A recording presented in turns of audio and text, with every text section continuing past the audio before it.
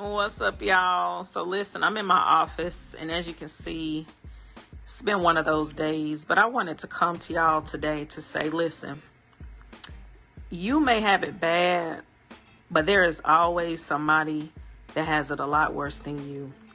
So you really need to take some time to be thankful to God right now that you are blessed and that you're in a good place, because I had a conversation today that literally broke my heart with somebody.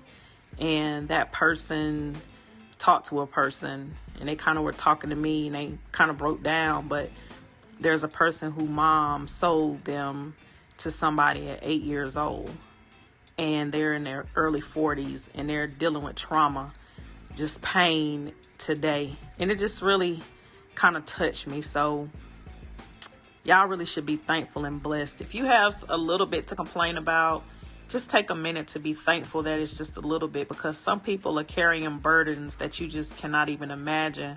The things that was shared to me today with this person, they're working on this job and they're on the run right now from their ex-husband. And it's, as a matter of fact, it's not even their husband. It's a real complicated situation.